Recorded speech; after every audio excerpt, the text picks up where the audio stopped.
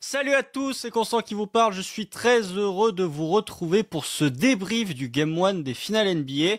Un résultat qu'on n'aurait pas vraiment espéré du côté du Thunder, puisque c'est une nouvelle défaite à domicile, une nouvelle défaite puisque qui s'est jouée dans les derniers dixièmes, dans les 3 derniers centièmes même, j'aurais envie de dire, puisque quand le Thunder perd à domicile, c'est uniquement dans des matchs serrés, puisque 7 victoires pour 2 défaites à domicile, plus 150 milliards de différentiel de points, mais une défaite de 2 points et une défaite de 1 point. Et comme souvent lorsqu'il s'agit de débriefer les défaites du Thunder, je suis accompagné de Tom.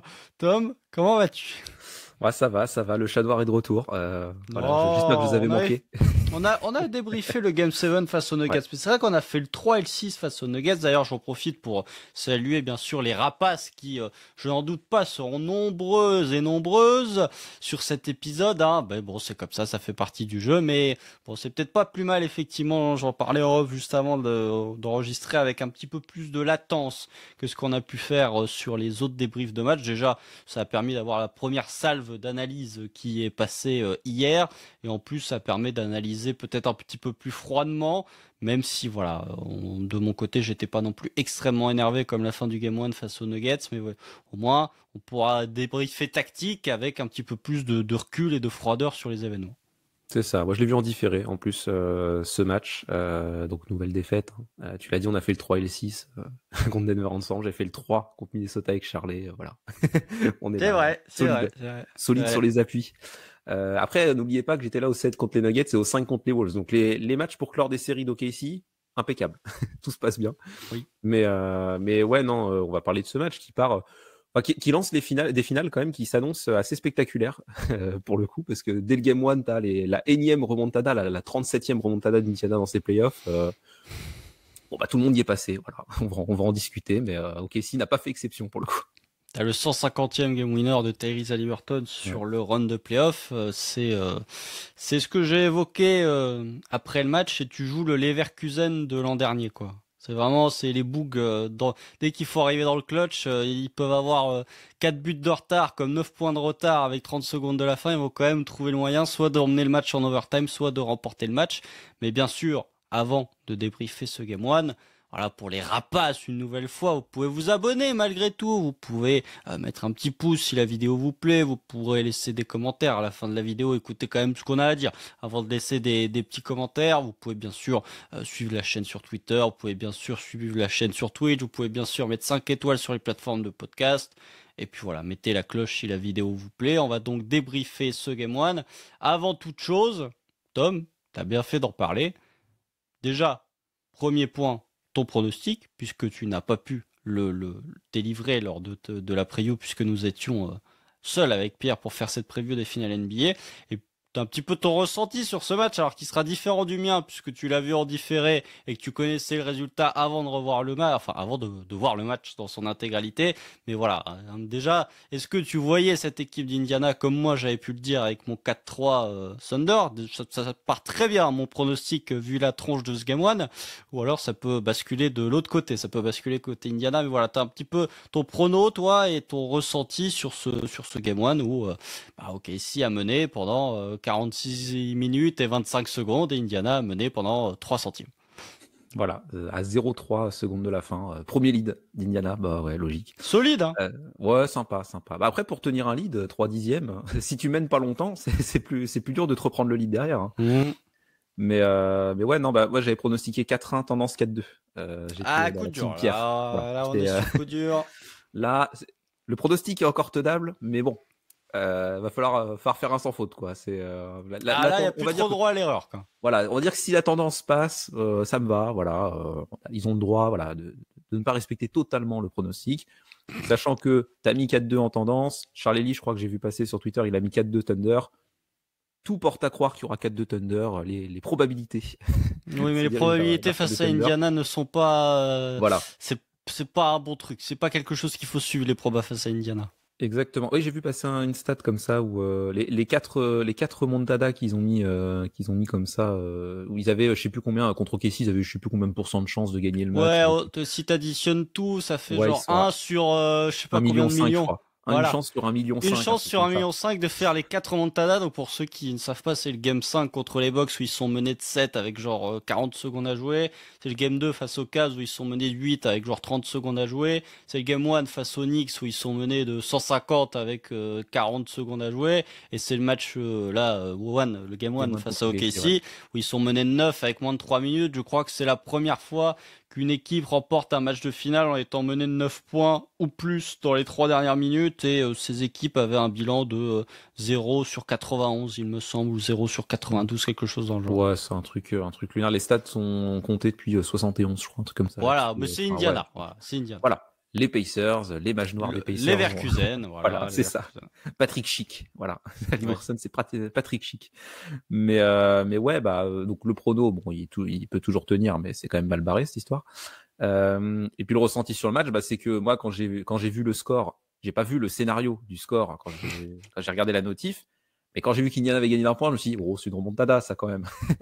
Et après, j'ai scrollé la conversation, je fais, oula, oui, c'est une remontada. Donc, devant le direct, je savais à quoi m'attendre, mais bon, ça reste quand même toujours surprenant. On va parler de ce qui s'est passé dans ce match, mais malgré le fait que je connaissais le score à l'avance, oui, j'ai quand même été surpris. Ils sont surprenants, ces Pacers, pour le coup. Même s'il y a quand même des choses à dire sur OKC aussi, hein, dans la gestion de ce match. Mais ouais, toi, t'as dit que t'étais pas très énervé. Moi non plus. Je me suis dit, bon, c'est Indiana. Voilà. Oui. Les Pacers, voilà. C'est comme ça. Même, tu vois les fans des autres franchises qui râlaient quand ils se prenaient des remontadas par Indiana, qui se disent, en fait, finalement, First Est-ce time. que c'est vraiment la honte? Voilà. C'est le même de James Franco, First Time. Il y a un truc, c'est It's not funny when you're next. Une connerie dans le genre aussi. Enfin, il y a eu plein de mèmes. Alors, il y a des mèmes qui sont pas très drôles qui concernent Tyrese Haliburton sur Twitter. Enfin, globalement, c'est Twitter, donc c'est un peu un réseau c'est la poubelle. Mais voilà, il y a des trucs, c'est moyen, ceux que je ne vois plus passer. Mais alors, il y avait des trucs, bref. Mais voilà. Oui, c'est Twitter. Mais concentrons-nous sur les fans qui disent, finalement, cette remontada face aux Bucks au Game 5, bon, c'est pas si grave. Non, mais bien sûr, c'est le même, le gif de Alonzo Mourning, là, pour ceux qui connaissent, qui regarde dans le vide et qui fait, bon, c'est pas si grave au final. That's life, c'est un peu David Goodenough aussi, c'est bon, écoute, ça pourrait être pire, pour ceux qui connaissent, bien évidemment. Non, mais moi, mon ressenti, en fait, le tir d'Haliburton en soi ne m'a pas choqué. Parce que bon, je me doutais plus ou moins qu'il allait le mettre. Parce que c'est surtout pourquoi je suis pas énervé, contrairement au Game 1 face aux Nuggets, où le Game 1 face aux Nuggets m'avait littéralement fait rentrer dans une furie assez sévère. C'est que le comeback d'Indiana, tu le sentais venir depuis un sacré paquet de temps, là où Denver, c'est vraiment, ça te tombe dessus un petit peu de manière inattendue. Là, franchement, tu l'attends. Limite, ça arrive que maintenant le comeback, parce que franchement, il y a des moments où tu avais l'impression que ça allait te tomber sur la figure plus rapidement que ce que ça t'est tombé dessus.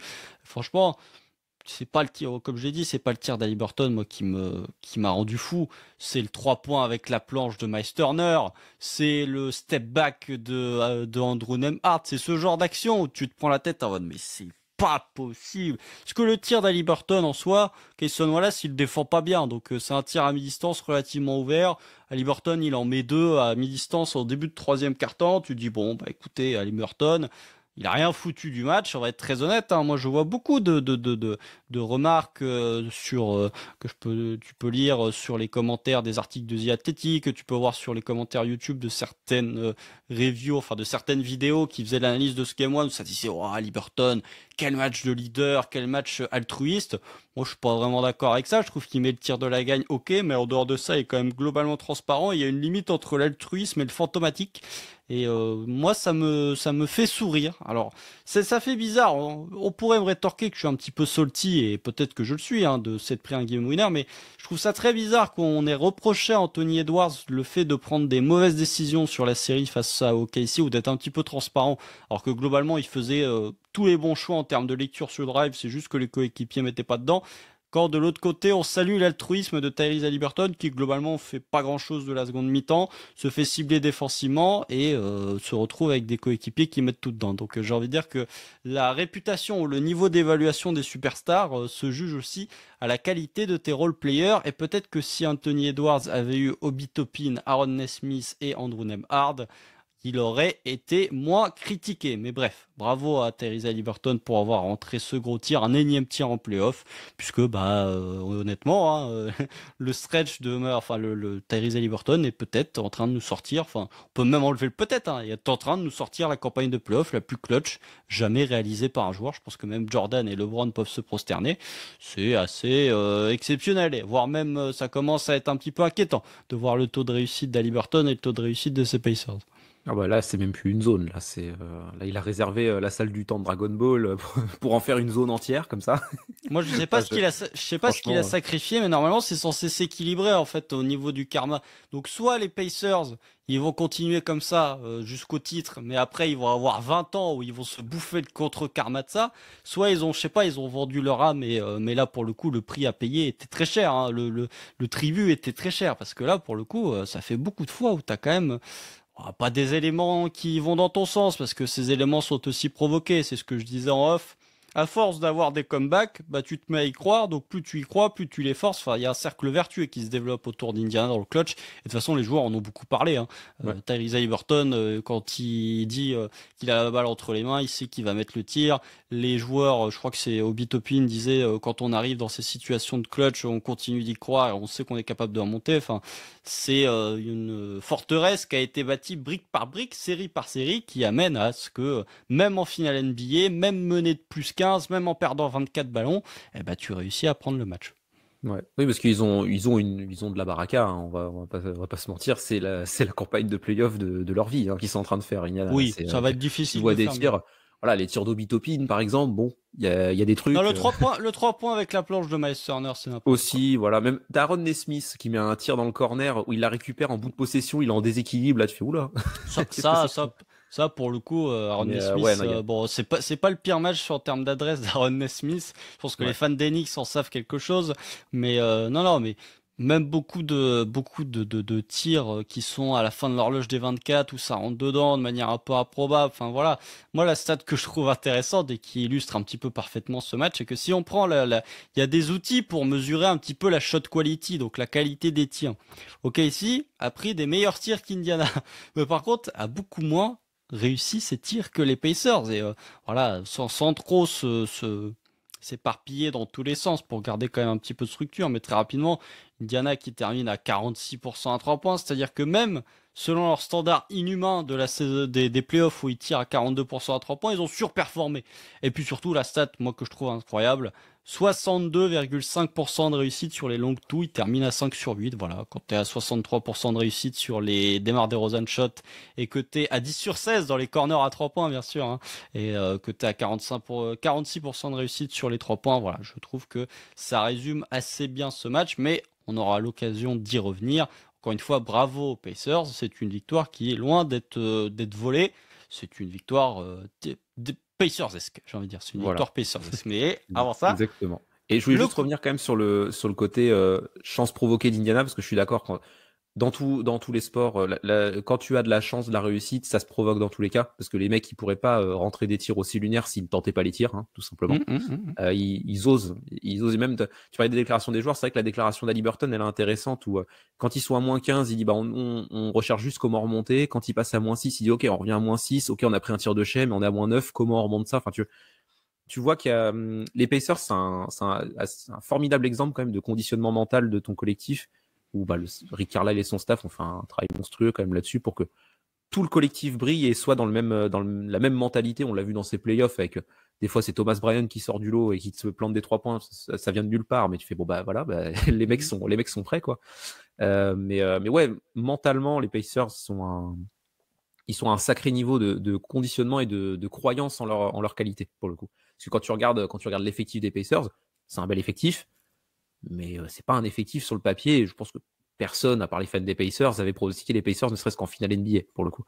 Donc pourtant les mecs croient en ce qu'ils font, et certes ils ont eu de la réussite en passant. Quand Cleveland il y a des blessures, etc. Mais contre Cleveland gagne 4-1 quand même, quoi, tu vois. Ils gagnent leur série de manière solide. On parlait d'OKC qui avait perdu que 4 matchs sur la campagne à l'Ouest. Les Pacers c'est pareil à l'Est. Hein.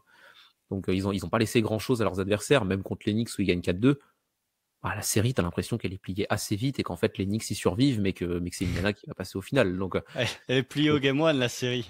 ah ouais, c'est ça. Donc Voilà. et même nous, quand on avait fait le débrief du match 5 contre Minnesota, il y avait 3-1 Pacers, je crois, à ce moment-là, et on Oui. commençait déjà à se projeter sur Indiana parce que on voyait mal les Knicks prendre 3 matchs de suite contre cette équipe. Donc ouais, non, après on va pouvoir parler d'analyse purement terrain, mais c'est vrai que le mindset de cette équipe et le travail psychologique au niveau ne serait-ce que individuel et collectif qui a été fait par Indiana est assez fort pour le coup.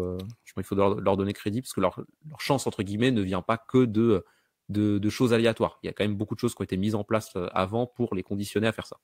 Oui, même si, on va pas se mentir, il y a beaucoup de surchauffe à 3 points, mais c'est depuis la campagne de playoff, donc il y a un moment où il va falloir arrêter de parler de surchauffe, même si, sur ce match, par rapport à leur standard, ils étaient en surchauffe, mais effectivement, il n'y a pas d'énormes individualités, mais quand tu as 5 joueurs qui terminent à 14 points marqués au plus, là où du côté d'OKC, t'en as 2 qui dépassent. Ah non, je suis méchant. T'en as, ouais, voilà, t'en as 3 qui sont à 15 points au plus. Enfin bon, t'as 38, 17, 15, et puis derrière, c'est un petit peu le néant.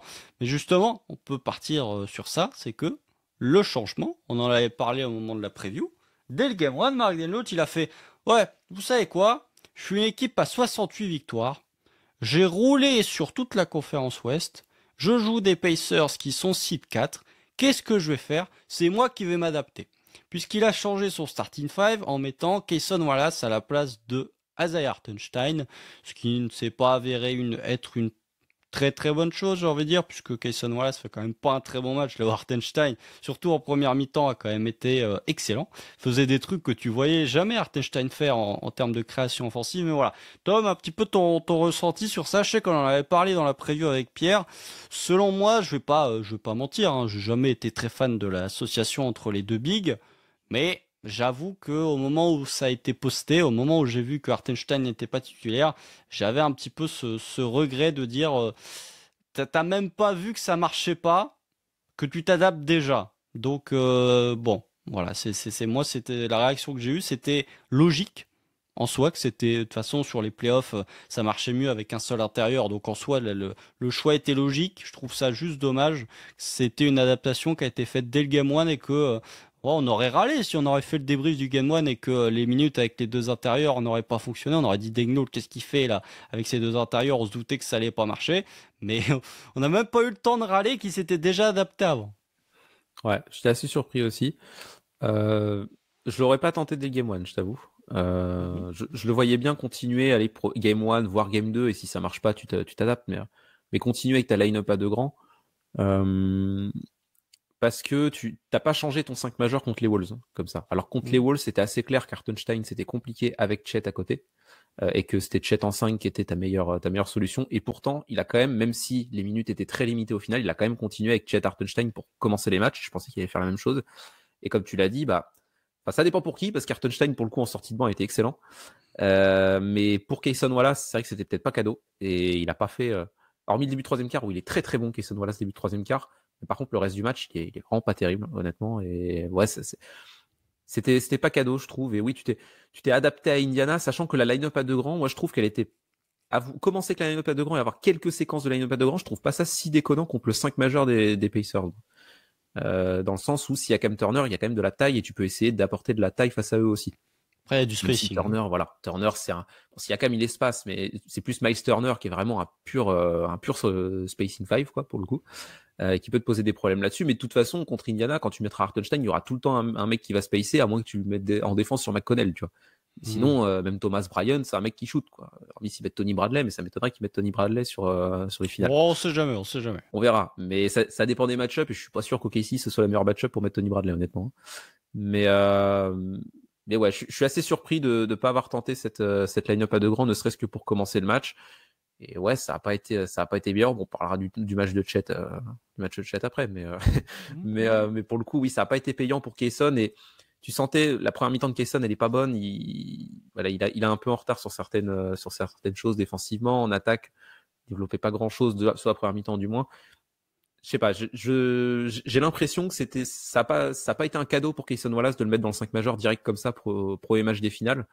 Là où Hartenstein, tu aurais peut-être eu un peu plus de stabilité. Après, On sait pas. Et puis, comme tu l'as dit, ça se trouve, t'aurais mis ta line-up à 2 grandes entrées, t'aurais pris un 10-0 dès le début du match, quoi. On n'en sait rien, mais ouais, j'étais assez surpris et j'avoue que je m'attendais pas à ce que Daignault bouleverse son 5 majeur dès le game 1 des finales, alors qu'il l'a pas fait du tout de la campagne des playoffs. Oui, oui, oui, ça me semblait un petit peu précipité ou overthinking, j'ai envie de dire. Ouais. T'as eu une semaine pour préparer, du coup t'as eu le temps de réfléchir, puis même un peu trop réfléchir à la match-up en disant faut absolument que je m'ajuste, et au final, ok, si, il a fait plus ou moins ce qu'on avait dit dans la preview, en tout cas en termes de minutage, en termes de répartition des minutes, puisque tu n'as eu quasiment aucune minute avec les deux bigs, et t'as même eu du small ball 5. On en reparlera quand il faudra parler du quatrième quart-temps. Mais on n'y est pas encore, puisqu'il faut Sachant parler que avant. je voudrais juste Oui. glisser un truc, c'est que Mark Daignault, justement, c'est ça qui est surprenant, c'est que, tu vois, ça c'était mal embarqué face à Denver, le discours c'était, faut qu'on continue sur nos bases, on a gagné 68 victoires en jouant notre jeu, etc. Il faut pas qu'on, enfin, en gros, tu comprenais entre les lignes que c'était à OKC d'imposer son rythme, point barre, et que c'était pas à l'adversaire de s'adapter. Et c'est un truc qui a bien marché contre Denver sur la fin de série, c'est ça qui a payé notamment au game 7, où en fait, t'as continué de jouer ton jeu, et c'est Denver qui a craqué parce que, bah, t'as des bases tellement solides en jouant ton jeu et en imposant ton style que l'adversaire. Bah, le Game 7, quand même, Denver explose. Enfin, l'entame est pas bonne, mais Denver après. explose parce que tu mets Caruso au poste 5. C'est pas Voilà. vraiment jouer avec tes bases. Hein. C'est Bah, pas tu vraiment joues rester avec. sur tes appuis. Hein. Mais après, tu joues avec les bases qui ont fait ton succès en régulière, c'est-à-dire hyper agressif en défense, etc. T'as pas changé ton style de jeu à proprement parler. Et contre Bah, tu Minnesota, l'as pas pareil. changé non plus sur ce match-là. Hein, puisqu'il Bah, il ouais, mais perd par contre, 19 ballons à la mi-temps. mais tu vois, c'est un peu contradictoire, je trouve, de dire, bah, c'est à nous d'imposer notre jeu, etc. Même juste avant les finales, le discours, c'était, oui, faut qu'on continue de faire ce qu'on sait faire, etc. T'arrives game 1, tu changes ton 5. Enfin, je Bah, comprends ça pas casse toutes les la logique rotations. derrière ça. Voilà, c'est ça. Je comprends pas Ça trop la casse toutes logique les derrière ça. rotations. Et puis surtout, moi je maintiens. Hein. Je suis désolé. Hein. C'est bien, hein, super l'énergie en sortie de banc. J'en ai rien à taper. Hein. S'il y en a un qui doit être titulaire à la place d'Artenstein, c'est Caruso. Pourquoi? Parce que Kayson Wallace, on l'a vu. Alors on peut dire oui, les switches ont été concédés trop facilement, ok. Mais Kayson Wallace, il y a 2 actions où il se retrouve à défendre du post-up sur Siakam. Il y a 4 points pour Siakam. Voilà. Caruso, bah, il se prend pas ce genre d'action sur le paletot. Donc ouais, moi c'est la première problématique, c'est que changer le 5 dès le game 1 quand t'es censé être l'équipe dominante, moi je suis pas trop d'accord. Et puis surtout, OKC a fait déjouer Indiana, mais a fait déjouer Indiana avec enfin, comment dire, OKC a forcé Indiana à s'adapter non pas en jouant double big line-up, mais en forçant un nombre de pertes de balles incalculable, ce qui a fait que les Pacers en seconde mi-temps étaient obligés de ralentir le tempo, parce que dès qu'ils essayaient de jouer up tempo, c'était catastrophique.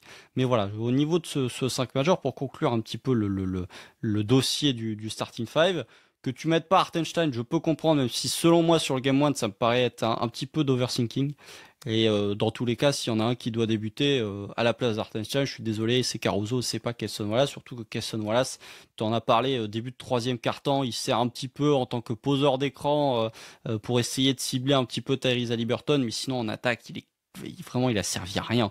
Il a servi à rien du tout. Il y a 2 actions où il essaye justement de drive sur du pur 1v1 face à Tyrese Haliburton. C'est des trucs, et ça, c'est le point qui m'a frustré. On peut peut-être parler de la première mi-temps en attaque, je pense. Et très honnêtement, c'est un petit peu le résumé de ce match où on va se frustrer sur le quatrième quart-temps, on va se frustrer sur la deuxième mi-temps, sur le fait que la défense de Casey a un petit peu plus pris l'eau que ce qu'elle a pu prendre sur d'autres matchs de ses playoffs. Mais pour moi, le match, tu le perds offensivement, et tu le perds offensivement surtout en première mi-temps, parce que les Pacers perdent un nombre de ballons qui est démentiel. Enfin, ils perdent 19 ballons. C'est un record sur une mi-temps de finale depuis depuis que le play-by-play existe. Donc c'est depuis 97-98. Et voilà, les Pacers, c'était vraiment l'enfer pour eux, à tel point que Richard Jefferson dit qu'ils doivent ralentir le tempo. Et à ce moment-là, je me dis, bah, c'est génial. Quand tu commences à avoir les analystes qui disent que les Pacers, qui sont réputés pour faire vivre l'enfer aux équipes en jouant de tempo, doivent ralentir le tempo, t'as gagné limite, parce que tu les fais complètement déjouer. C'est avéré qu'en deuxième mi-temps, ils ont décidé de ralentir le jeu et ça leur a plutôt bien réussi. Mais voilà, sur cette première mi-temps, moi ce qui m'a frustré, honnêtement, c'est que, bon, quand on avait fait la preview, on en avait parlé avec Pierre. Cette équipe d'Indiana est excellente sur la défense de transition. Et t'en as parlé tout à l'heure, Tom aussi, en disant que bravo à eux pour trouver des solutions en attaque ou pour se dire bon bah ok, quand on est mené de 9, comment on fait le comeback, comment on revient. Mais ils reviennent aussi grâce à leur défense, parce que leur défense, dans le clutch, elle a fait des stops importants. Et puis en première mi-temps, elle a été excellente pour justement, sur les pertes de balles, ne pas être sanctionnée. Parce que oui, on peut dire Indiana, que si on se projette sur le reste de la série, tu peux dire, si t'es fan des Pacers, oui, on va pas perdre 24 ballons sur chaque match. Ok, ça je suis bien d'accord. À partir du moment où sur les 24 ballons perdus, je crois qu'il y a 11 points marqués par le Thunder, bon, tu perdras peut-être moins de ballons, mais OKC sera peut-être un peu plus capable de te sanctionner. Et vraiment, le truc qui m'a frustré, moi, sur cette première mi-temps, j'ai l'impression que c'était chacun son tour. Et que t'essayais de distribuer un petit peu c'était dans un débat politique, t'essayes de distribuer le temps de parole à tout le monde, quoi. Alors, tu donnais du temps de parole aux républicains, donc tu donnais du temps de parole à Shai Gilgeous-Alexander parce que c'est celui qui est censé en avoir le plus, puis tu donnais un petit peu de temps de parole aux écologistes pour donner des tirs à Jalen Williams, et puis tu donnais même un petit peu de temps de parole au parti animalier puisque c'était Jay Mitchell qui avait des situations qui étaient jouées pour lui. Donc voilà, c'est les rotations de Mark Daigneault. Comparaison entre Jay Mitchell et le parti animalier. Alors celle-là, tu vois, venir en lançant le podcast. C'est genre, t'as le gros volume pour le plus gros parti, pour Shai Gilgeous-Alexander, puis après tu distribues, mais t'essayes de répartir ça de manière équitable. Et puis par contre, à force de trop distribuer, tu te retrouves à donner du temps de parole à des micro-parties. Et voilà. Bref, je ne sais pas où je vais avec cette métaphore, mais on y va tout droit. Non, mais voilà. Moi, ce qui m'a frustré, c'est que j'avais l'impression que c'était une équipe, et la stat est sortie, OKC a fait 288 passes sur l'intégralité du match. C'est le match de post-season où une équipe a fait le moins de passes, et c'est le ressenti que j'ai eu, c'est que c'était une équipe qui jouait de manière individuelle, et ce qui a fait que la défense d'Indiana, globalement, ça a décidé de protéger le cercle, et puis ça lui a pas trop mal réussi, parce que Jalen Williams ça n'a pas été très bon, parce que Chet Holmgren a été catastrophique. Il y a que chez Gilgeous-Alexander et Lugensdort qui surnagent un petit peu sur cette première mi-temps, mais la réalité c'est que Indiana perd 19 ballons, et que sur la première mi-temps, OKC tira 37% au tir. 37% au tir, ce qui est absolument famélique. Donc, c'est un petit peu le regret que tu peux avoir avec ces Pacers, c'est qu'ils font une première mi-temps qui est catastrophique, et finalement, tu ne te retrouves tu ne te retrouves à mener que de 12. Donc, tu te perds pas complètement en première mi-temps, mais en tout cas, tu te tires une sacrée balle dans le pied en n'ayant pas su convertir les occasions qu'ils te donnaient avec les turnovers, et puis surtout en tombant dans ce jeu un petit peu stéréotypé de chacun joue son jeu, chacun essaye de faire son drive, et puis c'est à peu près tout, quoi. Ouais, non, l'attaque, je suis assez d'accord, ça vient quand même de l'attaque et de la mauvaise exploitation, parce que je crois que sur les 19 pertes de balles provoquées, je crois qu'à ce moment-là, il y a 9 points. C'est possible, c'est possible. Et au final, à 11, sur 24 turnovers. Ouais, parce qu'il y a un pick 6 de J-Dub, et puis voilà. Ouais. Mais c'est pas suffisant. Quand tu mènes de 12 et que tu vois que t'as mis que 9 points en transition, tu te dis, mais si on avait exploité toutes les transitions, le match était plié à la mi-temps, quoi, pour le coup. Et oui, comme tu l'as dit, il y a eu beaucoup trop d'ISO. Enfin, OKC met 20 tirs, sachant que OKC est maladroit au total, mais shoot à 39% à 3 points sur la première mi-temps. Le Thunder est à droit. Oui, tu tires mieux à 3 points qu'à 2 points. Ben ouais, c'est ça qui est pas rassurant quand on voit la première mi-temps. Chef fait une première mi-temps pas mal. Pas mal tu sens qu'il voulait prendre le jeu à son compte, là. Pour le coup, ouais. Le cochon, ouais, puis tu sens qu'Indiana, pour défendre Shai, ils vont essayer de mettre des mecs, mais ça va pas être facile. Franchement. Après, c'est la stratégie. C'est Caitlin Cooper qui est la déesse pour parler des Pacers. Je pense que même les assistants coach des Pacers connaissent moins bien l'équipe qu'elle, qui avait dit que c'était le plan de jeu qu'ils avaient fait face aux Cavs, par exemple, où c'était vas-y, Donovan Mitchell, mettez 40 points. Par contre, de l'autre côté, on verrouille tout. Et pour le coup, c'est exactement ce qui s'est passé, où tu as Shai Gilgeous-Alexander qui s'est baladé un petit peu comme il voulait, qui splittait les double teams, etc., qui a loupé beaucoup de tirs qui sont des tirs dans ses spots et des tirs qu'il met habituellement. Ça fait encore plus mal dans le clutch, où c'est des tirs qui normalement rentrent, mais qui là ne sont pas rentrés. Par contre, ni Jalen Williams, ni Chet Holmgren, ni Cason Wallace se sont retrouvés ne serait-ce qu'une seule action dans du confort, quoi. Ils étaient toujours soit dans le rush, soit bien gênés par cette défense des Pacers. Ouais. Bon, Chet a raté des trucs quand même, des paniers sous le cercle et tout. Bon, voilà. Mais oui, l'attaque d'OKC a pas été au rendez-vous. Tu vois, première mi-temps, tu mets 20 paniers, tu fais que 7 passes décisives. Il y a un moment donné, il faut le faire circuler, ce ballon. Les ISO, on n'est pas les Celtics. Hein. On n'est pas les Celtics en termes de matos pour faire que de l'ISO. Parce que les Celtics, oui, ça fait beaucoup d'ISO, mais ta quatrième option, c'est Derrick White, quoi. Donc t'as de quoi faire. T'as même Peyton Pritchard et tout. Enfin voilà, t'as du matériel pour faire de l'ISO. OKC a pas ce matos-là et doit jouer beaucoup plus collectif, faire beaucoup plus circuler le ballon. Tu l'as dit, il y a eu un nombre de passes faméliques de la part du Thunder et forcément, ça pardonne pas. Tu mènes de 12 à la mi-temps. C'est là où je te rejoins aussi, c'est qu'à la mi-temps, tu sens que ça commence à puer parce que tu es censé les avoir tués, les Pacers. Et on l'a vu sur ces playoffs, Indiana, si tu les tues pas, ils vont remonter, ils vont à un moment donné te faire trembler et souvent ils vont prendre le match.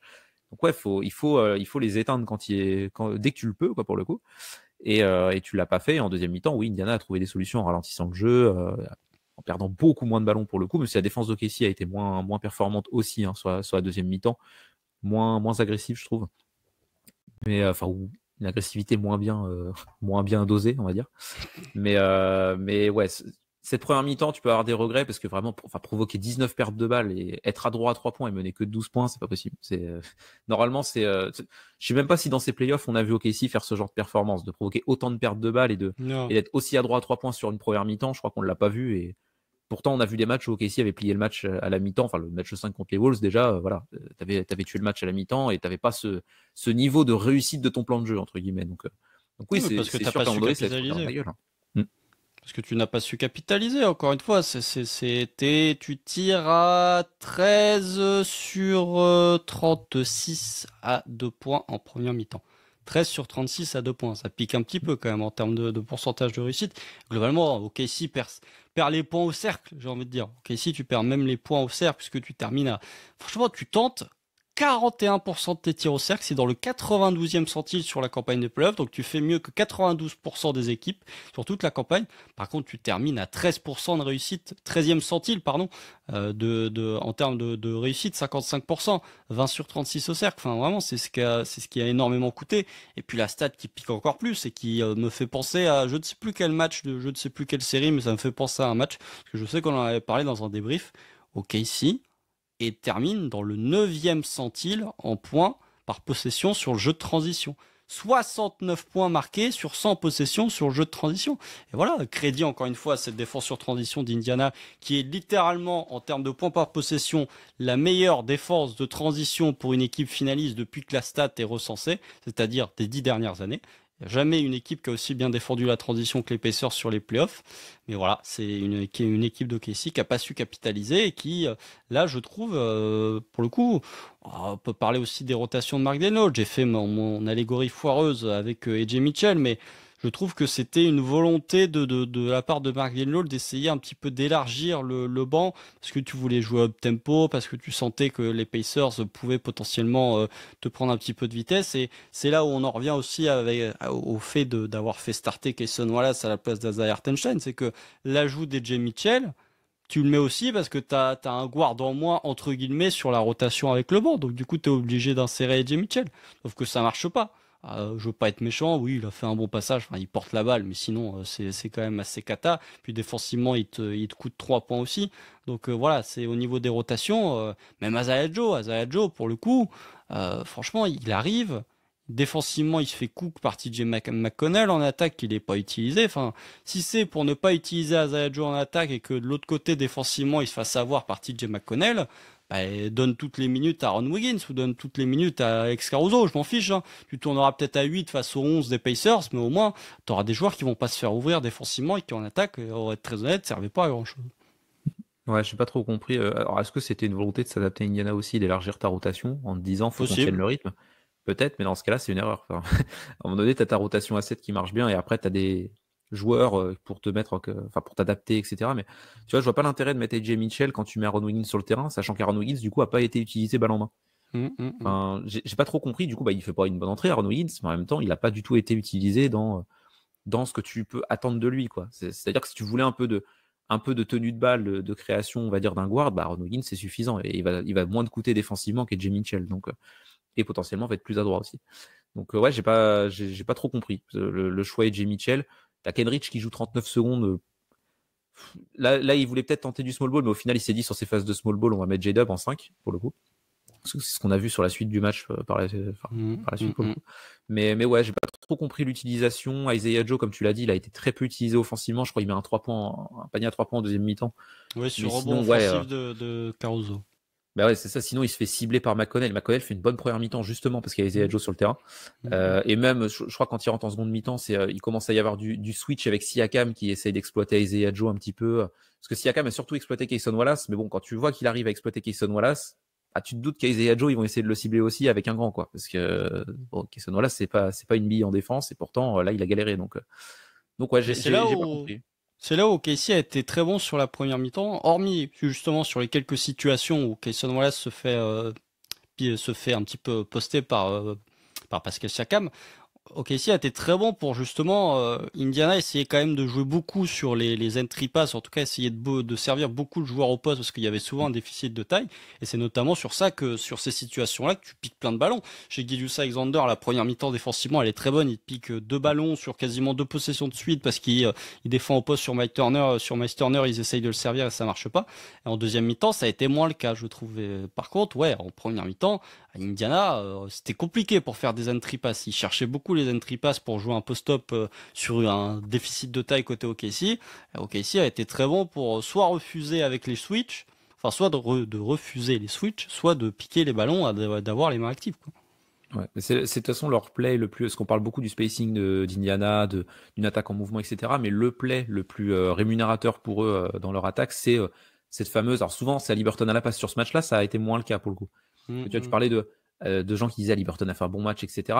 Je trouve qu'à Liberton, on juge son playmaking de manière plus positive que les autres, entre guillemets, dans le sens où on sait que c'est un playmaker élite.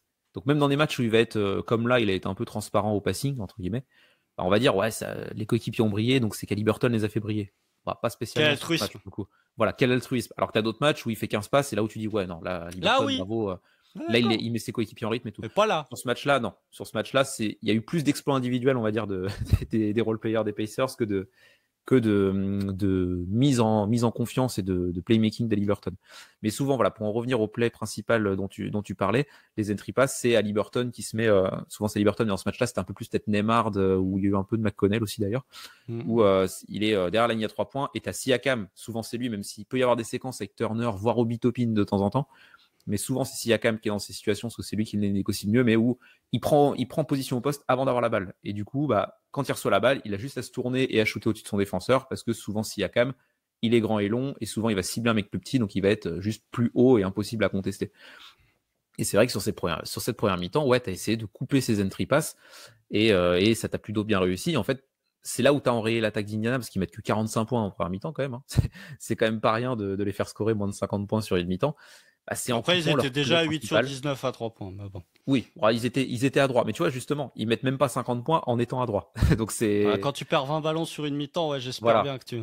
Mais du coup, tu as enrayé cette attaque, notamment en coupant ce play, en leur refusant en fait le panier facile, entre guillemets, de Siakam poste bas. Là où en deuxième mi-temps, c'est là où je reviens à l'agressivité défensive d'OKC. Certes, Indiana a ralenti le jeu, donc ils ont un peu plus pu poser. Dur à dire ça. Un peu plus pu poser. Ils ont posé un peu plus. Voilà, ils ont posé un peu plus leur jeu offensif, et donc notamment ces passes à l'intérieur qui ont un peu plus fonctionné, mais aussi parce qu'OKC était moins agressif sur ligne de passe, moins agressif sur Siakam, et où du coup Siakam a un peu plus, je vais jamais y arriver, il s'est mieux exprimé, il s'est mieux exprimé en deuxième mi-temps offensivement, voilà. Ouais, bah alors justement, moi, puisque tu parles des turnovers, moi, il y a un point que je trouve intéressant. Encore une fois, on va dire que je rabâche sur les rotations, mais moi, c'est un point qui me marque et qui est frappant entre le match 1 de Rick Carlisle et le match 1 de Mark Daigneault. C'est que l'entrée d'Obi Toppin est dégueulasse. Elle est horrible. Il rentre, il te perd genre 2 ballons de suite, il y a une possession défensive où il est pas concentré, il reste dans le match. Rick Carlisle, il lui fait confiance, il reste dans le match. Et moi, ça m'amène un petit peu sur le cas Chet Holmgren. On peut en parler. Qui, lui, pour le coup, s'est retrouvé un petit peu benché. Oh, tu vois, c'est un peu en miroir. Les deux marchent en miroir, je trouve. C'est le cas de Chet Holmgren et le cas d'Isaiah Hartenstein. Puisque sur la première mi-temps de Chet Holmgren, enfin sur tout le match, Chet Holmgren a été absolument catastrophique. Il a essayé de jouer Miles Turner. Bon, ça n'a pas toujours, non, ça n'a jamais marché même. On va être très honnête, ça n'a jamais marché. On voit que effectivement, Chet Holmgren, c'est pas Karl Anthony Towns en termes de coffre athlétique et qui peut pas un petit peu bounce Miles Turner quand il fait des drives où il peut pas aller chercher de lancer comme Karl Anthony Towns a pu le faire sur la série précédente des Pacers. Donc il s'est beaucoup retrouvé en difficulté face à Miles Turner, surtout que il a pas vraiment de déficit de enfin, il a pas vraiment d'avantage de premier pas, plus de vitesse face à Miles Turner, donc il peut pas le lâcher comme il pouvait lâcher par exemple un Rudy Gobert. Il a pas de déficit, enfin, il a pas d'avantage justement athlétique par rapport à Miles Turner comme il avait pu avoir sur Nasrid sur la série précédente. Donc il a vraiment été en difficulté. Il se retrouve un petit peu sanctionné, je pense, par son manque d'apport offensif, que ce soit en première mi-temps ou que ce soit en deuxième mi-temps. Quand de l'autre côté, tu as un Zaya Hartenstein qui est très bon, il fait des trucs en première mi-temps, il met ses lancers francs, il y a des situations où il est servi, c'est même pas des flotteurs, c'est juste lui qui joue un petit peu de post-up et qui va mettre un N1. Enfin, c'est du Zaya Hartenstein, comme j'ai dit tout à l'heure, qu'on n'a pas eu. Et qui lui, par contre, vu que t'es resté dans cette optique de oh là là, Hartenstein, attention, la match-up face aux Pacers, j'ai peur, se retrouve avec très peu de temps de jeu sur le match. Donc, tu vois, d'un côté, t'as Rick Carlisle qui a fait confiance à Obi Toppin, même si son entrée est cataclysmique. Bon, après, Obi Toppin lui a très vite rendu service en mettant des 3 points qui aident quand même bien les Pacers. Là où du côté de Mark Delnault, soit t'as pas fait confiance à Chet Holmgren en disant bah il est capable de turn de corner un petit peu, il est capable de se remettre dans le bon sens, je vais lui redonner un petit peu de minutes, ou alors tu t'es pas dit bah tiens, j'ai un super Isaiah Hartenstein, je vais essayer d'appuyer dessus pour voir ce que ça donne. Ouais. Alors, les plus-minus, ça vaut ce que ça vaut, hein, mais les plus-minus de soit Chet, soit Hartenstein sur le terrain, c'est plus 6 sur le match. Et t'as fini en small ball. Les 4 dernières minutes, Chet, les 7 minutes sans intérieur, il y a moins 7 de plus-minus. C'est ça. Donc, et pareil, ouais, j'ai pas trop compris. Parce que oui, Chet, il re-rentre à 8 minutes de la fin et il ressort à 4 minutes pour mettre Kayson. En fait, tu finis avec ton small ball qui est le small ball qu'on va, je pense, le plus voir si Daigneault décide de ne pas mettre Kenrich sur cette série. C'est donc Shea, Kayson, Caruso, Dort et J-Dub, l'équipe de chiens fous. Mais ouais, je suis assez d'accord. Surtout que Hartenstein, on l'a pas vu. Alors déjà, il a joué une ISO, je crois que c'est sur Siakam en fin de premier quart-temps. Il est derrière la ligne à 3 points. Il attaque le panier N1, je crois. Il met pas son lancer, mais lunaire. Vraiment, j'ai jamais vu faire. Si, il met son lancer, il a 3 sur 3. Il met son lancer? Oui, il y a 3 sur 3. Il met son lancer. My bad. Il met son lancer. Bravo, bravo Hartenstein. Mais ouais, et puis on a revu, en fait, même s'il fait pas de passe décisive, on a vu quelques end-off d'Hartenstein. Quelques moments de passing où il y en a même un où il ressort sur quelqu'un à 3 points dans le corner qui rate. Il y a une passe off ball pour Shea aussi, qui ressort à Dort. Dort qui fait une extra passe à Caruso qui met le 3 points. Ouais. Non, il y a eu des séquences de passing d'Hartenstein. On les avait pas vues sur toute la campagne de playoff. Ça avait disparu complètement, alors qu'en régulière, ça marchait bien. Et là, on a revu un peu ça. Donc, je me disais, ouais, Hartenstein, il est bien dans son match. Franchement, tu vois, limite benché Chet en fin de match, vu la bouse qu'il nous a pondu, parce que franchement, il fait vraiment un match horrible. Je me dis, pourquoi pas? Mais dans ce cas-là, oui, mais Hartenstein, parce que en fait, tu te rends compte dans ce Game 1 sur les séquences d'Hartenstein qu'il peut t'apporter. Et que oui, défendre sur les postes 5 qui vont stretch dans le corner, ça va pas être facile, parce qu'on a vu notamment, je crois que Thomas Bryant met un 3 points à un moment donné où Hartenstein, il fait la tactique Luke Cornette, où il est à 3 mètres de Bryant, mais il lève les bras comme ça, pour essayer de défendre. Il y en a un autre de je sais plus qui aussi, où il se le prend sur la figure. C'est pas Thomas Bryant, c'est un autre joueur, mais oui, il doit aussi défendre dans le corner. C'est peut-être Toppin, parce que Brian, je crois que c'est corner gauche, et peut-être Toppin corner droit. Ouais, parce que il y en a un où Hartenstein, il se le prend, c'est corner droit. C'est peut-être Miles Turner. Peut-être, oui. Bah, en tout cas, ouais, mais il se prend des tirs dans le corner.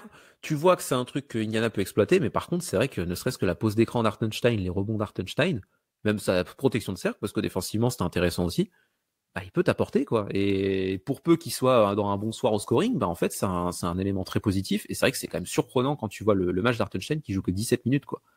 Enfin, à un moment donné, ton joueur est en forme, mets-le sur le terrain. ça me paraît évident, surtout que le small ball n'a pas vraiment fonctionné pour le coup. Non, et puis surtout, et là, pour le coup, ça s'est complètement retranscrit en deuxième mi-temps, l'absence d'Hartenstein sur 2 points. Les rebonds offensifs, puisque Indiana finit certes avec sa pire marque en termes de pourcentage de ballons perdus, mais finit avec sa meilleure marque en termes de pourcentage de rebonds offensifs de l'intégralité des playoffs, et puis surtout la pose d'écran. La pose d'écran d'Isaiah Hartenstein. Alors déjà, on l'avait vu dans le premier quart-temps, il te pose un écran XXL pour Shea, où Shea il est déjà sous le panier, connaît marre, il a toujours pas fini de contourner Hartenstein. Et puis en fin de match, je suis désolé, mais regardez, alors les tirs de Shea, je sais que ils sont difficiles à mettre, ils sont bien défendus, mais pourquoi ils sont bien défendus? Parce qu'il n'y a pas de séparation. C'est Cason Wallace qui pose des écrans. Vous regardez le tir de Shea qui est contré par Siakam, là, quand il reste 1 minute 10 à jouer. C'est Cason Wallace qui pose un écran, t'essayes de jouer avec Haliburton. Haliburton, il n'est même pas concentré sur Cason Wallace. t'arrives pas à créer de séparation sur Nembhard, ce qui fait que Shea, dans un premier temps, il doit se débarrasser de Nembhard, et dans un deuxième temps, il doit essayer de finir avec Siakam qui l'attend sous le cercle. C'est trop compliqué. Alors que si t'avais Hartenstein te mettait un écran XXL, on n'en parlait plus. Et je trouve que dans le quatrième quart-temps, le seul bon passage du match de J-Dub, c'est le passage où il joue avec la pose d'écran d'Isaiah Hartenstein. Et d'ailleurs, je me demande si l'intégration des Jay Mitchell au début de deuxième quart-temps, c'est pas pour aider J-Dub avec en le déchargeant un petit peu de responsabilité on-ball. Et du coup, tu as perdu cet aspect J-Dub Hartenstein qui marche plutôt bien et qui est plutôt régulier dans l'apport positif depuis le début des playoffs. Et tu vois que quand tu mets Hartenstein qui te pose des écrans, tout de suite c'est plus simple pour les autres pour créer de la séparation et pour aller au cercle. Là où sur la fin de match, de toute façon, Indiana il respectait pas les shooters et t'avais Alex Caruso dans le corner, donc tu peux même pas me dire que tu mets pas Hartenstein parce que tu veux libérer du spacing pour les drives de Shea. Il y en avait pas de spacing. Et si t'avais Isaiah Hartenstein qui était potentiellement dans le dunker spot au lieu d'avoir Alex Caruso, t'avais une menace sur verticalité qui aurait potentiellement pu changer quelque chose, sans compter sur le fait que bien évidemment Isaiah Hartenstein est quand même capable de te prendre un ou deux rebonds offensifs. Donc quand tu vois que la deuxième mi-temps des Pacers c'est ralentir le jeu, je me dis qu'Hartenstein avait quand même largement les moyens de bien figurer dans ce match-là. En tout cas défensivement, de moins paraître perdu que si tu t'étais lancé dans une bataille un petit peu up-tempo où ça jouait à 100 à l'heure. Et puis surtout, offensivement, je trouve que sa pose d'écran et sa capacité à être impactant en rebond off a beaucoup manqué au Thunder, qui a cruellement manqué de séparation sur les ultimes minutes du match. Ouais. Non mais je voulais rebondir aussi là-dessus sur le quatrième carton de J-Dub qui symbolise bien l'apport d'Hartenstein, bizarrement. C'est que oui, les deux premiers paniers du quatrième carton, c'est J-Dub qui va au cercle. Enfin, il y a peut-être un panier de Wiggins entre temps, mais peut-être son seul panier, mais c'est J-Dub qui se libère des accès alors que tout le match il a pas eu d'espace, il a tout raté. Et que, franchement, il fait pas un bon match, J-Dub pour le coup.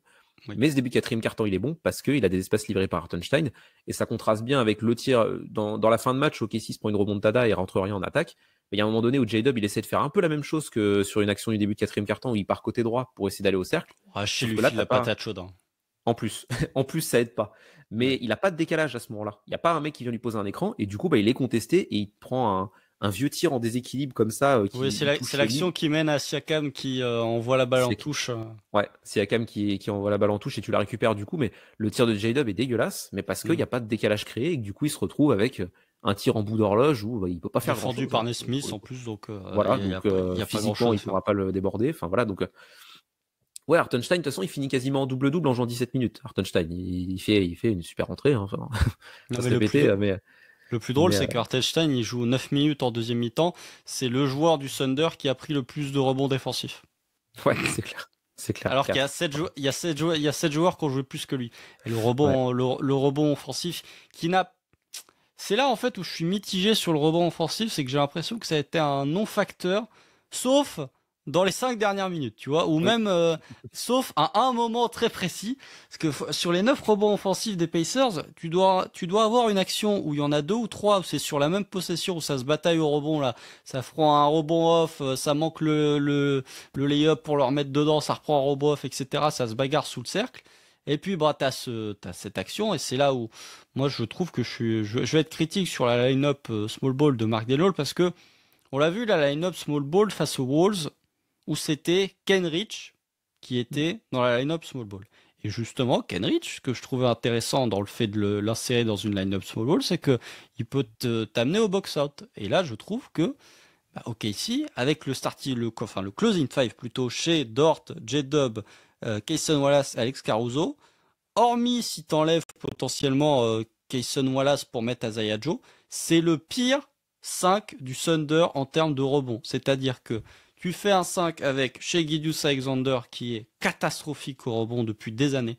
Et là, typiquement, ça lui revient en pleine tronche parce que sur le rebond off de Pascal Siakam, Andrew Nembhard, il fait son airball à 3 points, mais chez Gilgeous-Alexander, il regarde la balle, il voit que Siakam, il prend le rebond off.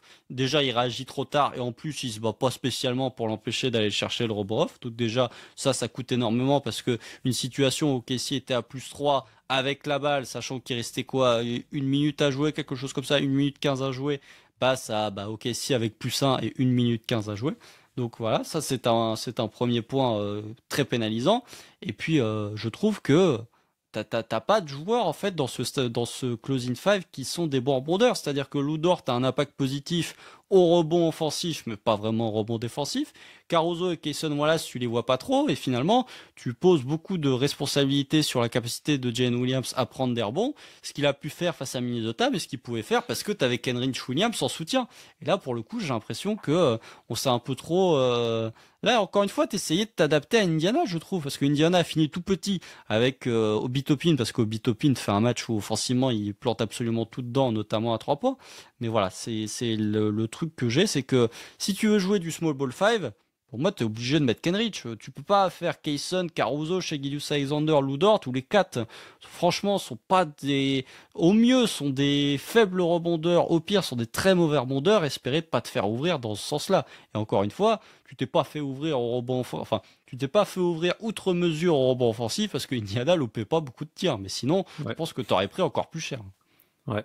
Non, mais c'est pour ça que avant, je me disais, je comprenais pas trop les 39 secondes Kenrich. C'est que bah, tu commences à mettre Kenrich, donc tu vois que tu vas mettre du small ball, mais pourquoi pas continuer? Enfin, parce que bah, c'est compliqué de juger un joueur sur 39 secondes de jeu, mais bon, Kenrich, il avait pas l'air paumé, tu vois. Il est pas rentré, il a été ciblé défensivement, il a raté, il a fait un airball à 3 points, et tu dis, oula, oula, c'est compliqué, on le ressort. Tu pouvais tester 4-5 minutes de Kenrich Williams, voir ce que ça donne, quitte à faire ton small ball. Je suis assez d'accord là-dessus, c'est que je trouve que oui, ça a été une adaptation de Daignault, mais il y a une erreur de lecture qu'il faut pas faire avec Indiana, c'est que oui, tu peux essayer de t'adapter au spacing d'Indiana, mais c'est surtout une équipe qui a toujours deux grands sur le terrain.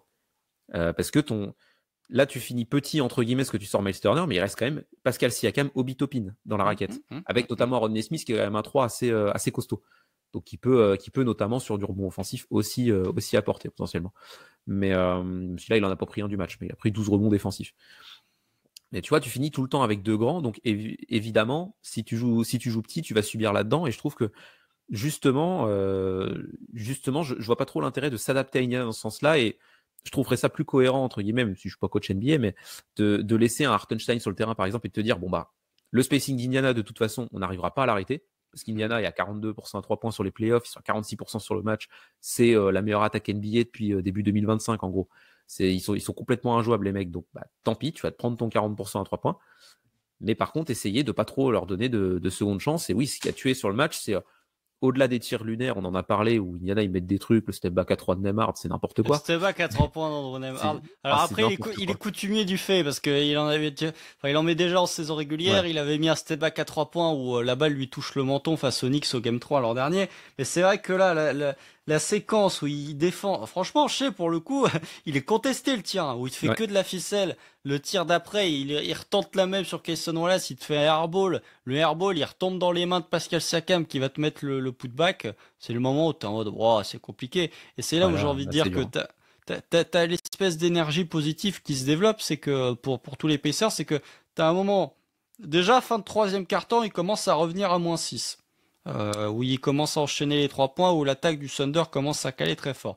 T'arrives un petit peu à calmer enfin, à stopper l'hémorragie avec le 3 points de Shai au buzzer du troisième quart-temps pour faire le troisième quart-temps à +9, et tu fais un gros run en début de quatrième quart-temps qui sont les minutes sans Shai où tu passes à +15. Là, j'ai un premier problème déjà, même si j'ai déjà exposé pas mal de problèmes, mais j'ai encore un problème avec Mark Daigneault, c'est que pourquoi +15 Indiana ils prennent temps mort. Franchement, remets Shai Gilgeous-Alexander à ce moment-là. Ouais. Mais Mark Daigneault, il se dit, bon, tout se passe bien, donc je vais continuer avec cette line-up-là. Mais Shai, quand tu vois le match de Shai, faut le remettre à ce moment-là. C'est à ce moment-là qu'Indiana est complètement dans les cordes. Et quand Shai Gilgeous-Alexander revient sur le parquet, il y a que +8. Voilà. Donc t'as perdu 6 petits points. Non, 7 petits points. Et que, si Shai avait été sur le parquet, potentiellement, tu aurais pu faire mieux. Donc je trouve que, ouais, il y a eu... c'est ça, Shai, il revient, il reste 7 minutes 44 à jouer dans le quart-temps. Et encore, c'est parce que Mark Daigneault prend un temps mort. Enfin, franchement, il y a un moment, t'es en finale NBA, qu'est-ce que ça change? Même si finalement, sur la fin de match, il était quand même un petit peu cramé, on va pas se mentir, mais qu'est-ce que ça change si Shai Gilgeous-Alexander, il joue 41 minutes au lieu d'en jouer 39? T'es en finale NBA. Il y a un moment, il faut pousser sur le minutage. Surtout sur ton joueur star, surtout quand c'est lui qui est l'alpha et l'oméga de ton attaque, surtout quand t'as personne qui met rien à côté, et quand t'as Indiana qui commence à pousser pour le comeback. Donc ça, c'est le premier problème que j'ai. Et je reviens, après cette digression, sur le fait que tu as une espèce d'énergie positive qui se propage sur le collectif d'Indiana. C'est que fin de troisième quart-temps, ils commencent à mettre 1, 2, 3 points d'un coup. Et puis quatrième quart-temps, ils commencent à te remettre des 3 points avec Obi Toppin. Et là, tu sens que la défense d'OKC, c'est le moment où elle commence à se mettre en alerte, elle commence à vraiment crâner les shooters d'Indiana. Ce qui fait que sur le 3 points improbable de Miles Turner, le 3 points, c'est aussi parce que tu as Chet qui sort beaucoup plus fort que ce qui sort habituellement, qui mord à la peu fake de Miles Turner, et ensuite Miles Turner il prend son 3 points grand ouvert. Donc c'est là où j'ai envie de dire que c'est sur ces situations-là où la défense du Thunder s'est retrouvée en difficulté, c'est que tu as une espèce d'énergie positive qui se dégage à partir du moment où les Pacers commencent à mettre beaucoup de 3 points, où la défense est obligée de réagir, et quand elle réagit comme ça, c'est la première fois où tu la vois un petit peu hors de position, en tout cas pris de court. Ouais, non, bah, en gros, t'as fait déjouer l'attaque d'Indiana en première mi-temps, mais leur attaque a fait déjouer ta défense en deuxième mi-temps. Ils ont pris le Oui. dessus, là-dessus. Et oui, OKC a mal réagi, on va dire, au coup de chaud d'Indiana. C'est un truc, on se projettera après sur le game 2 et la suite de la série, mais c'est un truc qui va se reproduire, hein, les coups de chaud d'Indiana. C'est pas le seul match, ou alors si c'est le seul match où ils mettent leurs 3 points, c'est que c'est une panne qui vient de nulle part, hein, parce que pour le coup, les mecs sont bouillantissimes depuis le début des playoffs, donc ça n'a pas de raison de s'arrêter, entre guillemets. Mais ouais, non, je trouve que oui, là, tu vois, on en discute depuis un peu plus de 50 minutes, mais c'est vrai que cette défaite, c'est dur de cibler une personne. c'est compliqué parce que c'est collectif. Hein. Non, le collectif. Mais les adaptations du coaching staff, entre guillemets, tu sens que ça n'a pas été inspiré.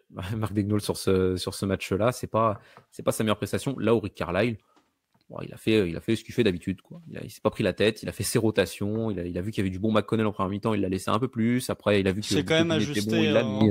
entre la première et la deuxième mi-temps où tu sens Ouais, il qu'ils s'est ont ajusté dans beaucoup le moins rythme, tu tempo. vois. Mais dans les rotations en elles-mêmes, bah, il a fait confiance à ses joueurs et oui, il a adapté le style de jeu et Bah, il évidemment, finit il en avait 5. besoin de toute façon. Toppin qui close out un match de finale, fallait quand même la sortir sans perdre une dent, celle-là. C'était ouais, pas bah prévu, après, tu vois. tu vois, dans l'idée, il remet quand même Miles Turner à un moment donné, etc. Enfin, il a fait Le confiance, 5 on va qui dire, à ses termine, c'est joueurs. Toppin en tout cas. Par contre, oui, il y a le 5 qui termine justement, c'est parce qu'il fait rentrer. Il y a en gros, c'est Siakam qui reste sur le banc. Et je crois qu'il commence à faire un run sans Siakam, d'ailleurs, Indiana, dans la fin de match. Oui. Enfin, dans le quatrième quart-temps. Et après, je crois qu'il ressort Toppin pour mettre Siakam et il sort Turner pour mettre Toppin ou un truc comme ça, bref. Mais en gros, oui, il finit avec Toppin parce que le mec est en feu, donc oui, il s'adapte quand même par rapport à ça, mais sinon, enfin, t'as pas vu, Indiana a continué de faire confiance à son tir, a continué de jouer avec deux grands dans la raquette. Il y a eu, je crois, quelques séquences où ça jouait qu'avec Siakam en 5, mais c'est quand même très rare pour le coup, et souvent, globalement, il y a toujours soit Toppin, Siakam, Turner, enfin, au moins 2 des 3 sur le terrain. Ouais, bah, Indiana a plus fait confiance, on va dire, à son style de jeu. Là où Daigneault, t'as peut-être un peu, on t'en parlait en début de preview, mais peut-être un peu fait de overthinking et a trop voulu anticiper l'adaptation face à Indiana, là où tu pouvais juste jouer ton jeu et voir ce qui se passe, entre guillemets. Quand tu vois le match d'Hartenstein, oui, on s'attendait pas à ce qu'Hartenstein soit pertinent contre les Pacers à ce point-là. Là, franchement, les 17 minutes qu'il fait sont très bonnes. C'est un des meilleurs joueurs de Casey, en fait, hein, sur son passage. Donc, Oui. Ouais. Oui, et puis on va être très honnête sur Alors, il faut normalement est-ce que tu peux faire des changements après un challenge? Ça, c'est une bonne question. Normalement, tu devrais pouvoir faire des changements. Bon, bref, si c'est pas le cas, tant pis pour moi. Si c'est le cas, limite sur la dernière possession. Alors, je sais que tu peux pas le faire parce que tu te dis, j'ai peur qu'il soit sur le terrain défensivement si tu loupes le tir, mais j'aurais mis Hartenstein. Hein. J'aurais mis Hartenstein.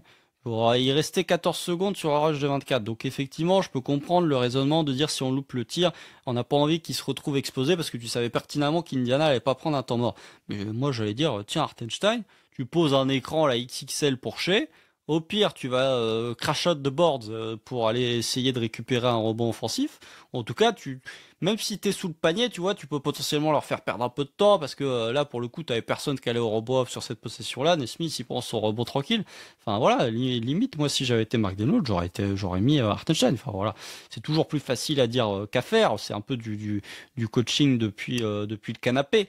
Mais voilà, je trouve que c'est là aussi toute la tragédie, j'ai envie de dire, du sport, c'est que si Tyrese Haliburton il plante pas son tir son tir à mi-distance, OKC remporte le match et on est moins critique sur le coaching de Mark Daigneault, on donne moins de louanges sur le coaching de Rick Carlisle. Sauf que la réalité, c'est que Tyrese Haliburton il l'a mis son tir. Ouais. Puis le clutch a mal été géré. Enfin, même Shea qui fait un grand match, ses tirs sont pas très bons. Il est carbo en fin de match, mais Il est carbo. oui, il est carbo et surtout il y a quelques bonnes défenses d'Andrew Nembhard pour le coup sur lui. Là Très où bonne défense. là où il s'est fait cook sur le match quand même, Andrew Neymar. Enfin, il trouvait pas de solution face à Shea sur la fin de match pour le coup. Même le dernier tir qui est raté par Shea, la défense d'Indiana est très bonne là-dessus parce que on Après, l'a il dit, il doit n'y le avait pas de mettre. décalage, mais Shea sur Neymar, il déclenche son tir, Neymar est encore là et en plus t'as Nesmith qui vient en aide pour le gêner, donc c'est un tir très compliqué. Ouah, Globalement, c'est un, ouais, c'est les un tirs tir que de tu chien. ouais, bah, disons qu'il y a 2 joueurs sur lui, quoi, au final. Donc c'est pas un tir facile à mettre. Là où Disons quand qu'il même, avant est dans relativement le début du ouvert. clutch, t'as un 3 points de J-Dub qui est raté, qui est à peu près ouvert, et t'as un 3 points de Dort qui est raté aussi. Où Oui. franchement c'est des bons tirs parce que Lugensdort, c'est vrai qu'on en a pas trop parlé, mais il fait un match, sacré match de Lugensdort pour le coup. Lui Bon, il a en été première au mi-temps. game one, hein. Ouais, ça s'est un peu calmé, mais tu vois, même défensivement, enfin, il fait 4 steals, enfin 4 interceptions, Oui, 2 oui. touches. Il était énorme, Lugensdort, sur ce match, pour le coup. C'est la meilleure version qu'on peut attendre de Dort, hein, pour être très honnête. Et il a même d'ailleurs défendu un peu Siakam, un peu Haliburton. Il se baladait un peu. C'est ça qui est intéressant aussi dans cette série, c'est que sur ce Game 1, il n'y a pas eu vraiment de match-up précise de défenseurs d'OKC sur la star d'Indiana. Ça a T'as beaucoup de un peu varié. cross-match. Il y a Mais des beaucoup de, deux voilà, côtés. ouais, Indiana aussi, ça a pas mal varié parce que c'est vrai que Shea sur le début du match, si c'est Neymar sur lui, mais ça switch pas mal avec Nesmith notamment. Enfin, ça varie pas mal là-dessus, mais ce qui est plutôt intéressant. D'ailleurs, c'est pas quelque chose qu'on voit trop là où là où sur les séries d'avant, bon, les défenseurs sur Shea, tu les connaissais quoi. Ça variait pas beaucoup. Mais oui, voilà, je voulais mettre un petit big up à Lugensdort en espérant Ah, qu'il c'est n'ait vrai, pas c'est vrai. bouffé toute son adresse sur ce Game 1 et qu'il continue de nous mettre quelques 3 points quand même sur la suite de la série. Bah non, mais de toute façon, on peut en parler aussi, puisque ça fait un petit peu le résumé global de tout. C'est que Indiana, il termine avec un offensive rating sur ce match qui est moins bon que leur offensive rating moyen sur les playoffs. Donc déjà, tu peux dire que tu as quand même limité pour leur standard la défense d'Indiana. Et puis surtout, je trouve que c'est... Tu vois, on parlait beaucoup du jeu de la possession, etc., etc. OKC a gagné le jeu de la possession, même si finalement, en termes de points marqués sur ce jeu de la possession, ça t'a pas trop servi. Et puis, ce qu'a perdu OKC, c'est le jeu des mathématiques. OKC est à plus 15. Euh, enfin, OKC se retrouve à plus 15 dans le quatrième quart-temps, avec un nombre de 3 points rentrés par les deux équipes qui est à peu près similaire. Par contre, si on regarde le quatrième quart-temps, eh ben, c'est là où ça explose complètement, puisque OKC termine à 0 sur 5 au tir, là où Indiana termine à 6 sur 7, à 3 points. Et ben, ce qui fait qu'au jeu des mathématiques, là où tu avais deux équipes qui étaient à peu près équivalentes en termes de 3 points rentrés sur 3 quart-temps, eh ben, à la fin du match, Indiana termine avec 7-3 points de plus que le Thunder. Ça fait 21 points à récupérer ailleurs. Et ben, les 21 points, ils ont été récupérés un petit peu sur la ligne des lancers francs, un petit peu en ayant des possessions supplémentaires grâce au turnover et grâce au rebond offensif. Mais voilà, OKC a explosé sur le jeu des mathématiques et voilà, c'est bravo à Indiana. Encore une fois, ils ont eu l'adresse quand quand il a fallu. Les tirs ont été rentrés dans un timing qui leur a été fort appréciable. Mais tu vois, les 2-3 points que tu parles, là, le 3 points de J-Dub à 45 et le 3 points de Lou Dort à 45 qui sont dans le même spot sur deux possessions de suite, c'est des tirs que tu prends tous les jours. C'est du make or miss league. Soit le tir il rentre et tu dis GG, soit le tir rentre pas et tu dis tant pis. Mais c'est des tirs que tu veux prendre absolument tous les jours. Et puis j'ai envie de dire, c'est pas la première fois qu'OKC se prend un run de l'espace où t'as tous les mecs qui mettent des 3 points sur un match. Il y avait le match 4 face aux Wolves où les Bougs ils loupaient plus un 3 points dans le quatrième quart-temps. Mais pourquoi OKC remporte le match face aux Wolves, le match 4? Parce que l'attaque continuait de performer. Même si les Wolves marquaient un panier, t'avais toujours une réponse de la part du collectif et de l'attaque qui mettait toujours un panier de plus pour continuer à garder ce lead. Là, pour le coup, tu l'as pas eu. Et pour le match face aux Wolves, eh ben peut-être que ce tir à 45 de J-Dub, il serait rentré. Peut-être que le tir à 45 de Lou Dort, il serait rentré. Et sur ce match-là, il n'est pas rentré. Bon, bah, c'est comme ça. C'est comme ça. Ouais. Après, c'est là où on peut se dire que tu as perdu le Game 1, mais il y a quand même des choses rassurantes, entre guillemets, à retirer. C'est que Indiana était complètement en feu sur la fin de match, mais OKC aussi. Enfin, il y a de la marge dans le sens où, ne serait-ce que le niveau de Jalen Williams et de Chet Holmgren sur ce match est catastrophique. Alors, s'ils font ça sur toutes les finales, ça va pas le faire. Là, les contrats max, attention, hein. Là, on va être un peu plus tatillon, hein. Mais on peut quand même imaginer que les deux fassent, ne serait-ce que dès le Game 2, prestation quand même bien meilleure que ce qu'on a vu pour le coup. Parce que là pour le coup, c'est peut-être peut-être le pire match de la campagne de playoff des deux en cumulé, on va dire. C'est les deux qui sont vraiment Denver, pas il y a bons. des trucs, hein. Denver, il y a des trucs, c'est pour ça que j'hésite. Mais tu vois, même le match 3 contre les Wolves où tout le monde est pourri, les deux mecs qui sont les moins mauvais sur le terrain, c'est Jalen Williams et Chet Holmgren, justement, qui apportent un petit peu d'agressivité, etc. Mais là, enfin, Chet, hormis un peu d'agressivité en début de match, quand même, Chet, il a essayé d'attaquer le cercle, mais sinon, il a été transparent. Et Jalen Williams, hormis le début du quatrième quart-temps, il n'y a pas eu grand-chose aussi non plus. Donc, tu peux te dire qu'il y a de la marge sur cet aspect-là. Peut-être qu'India va pas te faire des money time avec autant de réussite sur toutes les finales. Oh, Peut-être que si, peut-être que si, on verra, mais peut-être que non aussi, hein, en termes de probabilité, c'est quand même plus probable. Et surtout, Jalen Williams et Chet Holmgren, on les attend à un bien meilleur niveau, parce que suffit que au moins un des deux step up sur ce game one, et en fait, il n'y a pas vraiment de discussion sur le résultat du match. Donc, pour le coup, voilà, je suis pas, je sais pas pour toi, mais moi, je suis pas spécialement inquiet non plus après avoir perdu ce game one, même si effectivement, ça fait un peu penser à la série contre Denver et ça commence à sentir la série un peu bourbier. Là, tu aurais pu te faciliter un peu plus les choses en prenant le game one pour le coup. Ah, c'est clair, c'est clair. Non, mais de toute façon, on l'avait dit, hein. À partir du moment où le duo Jalen Williams chez Tom Green était performant en attaque, cette équipe d'OKC était absolument inarrêtable. Parce que la défense t'accordait un matelas qui était trop important pour te faire éclater. Bah là, pour le coup, quand les deux sont pas au niveau, bah t'es prenable parce que t'as un clair manque de points et t'as un clair manque de relais derrière chaque Alexander. J'ai envie de dire, tu vois, si on devait retenir un petit peu l'enseignement de ce Game 1, c'est que les deux équipes peuvent mieux jouer. Moi, si je suis fan des Pacers, je me dis, franchement, on a perdu 24 ballons, on va pas perdre 24 ballons à chaque match. En tant que fan d'OKC, moi je me dis, OKC a tiré à 39% au tir, OKC va pas tirer à 39% au tir sur tous les matchs, ou alors si ça arrive, c'est quand même catastrophique. Et je me dis, bon, Indiana, ils vont tourner à 46% ils vont peut-être pas tourner à 46% à 3 points, parce que même s'ils tournent à 41, 41 c'est énorme, mais s'ils loupent un 3 points de plus sur ce match, eh ben c'est OKC qui repart avec la victoire. Voilà. Donc bon, on verra. Mais voilà, je trouve que il y a cette notion de braquage qui est, enfin, il y a cette notion de OKC a perdu un match qu'ils étaient pas censés perdre parce qu'on parle beaucoup des 24 turnovers sans forcément préciser qu'ils n'ont mené qu'à 11 points. Et j'ai envie de dire, mais les gars, d'un côté, vous avez une équipe qui tourne en 47,6% au tir, 46,2% à 3 points face à une équipe qui tourne à 39,8% au tir et 36,7% à 3 points. Si je vous parle juste des splits en termes de pourcentage de réussite au tir, ça paraît logique qu'Indiana remporte ce game one au final. Donc ouais, c'est un peu l'enseignement que je peux tirer de ce match 1, c'est que les deux équipes ont une marge de progression qui est importante. Et on verra sur le game 2 laquelle aura la marge la plus importante ou laquelle arrivera à atteindre ses gains justement et qui pourra potentiellement jouer mieux. Voilà, le match 2, c'est dans la nuit de dimanche à lundi.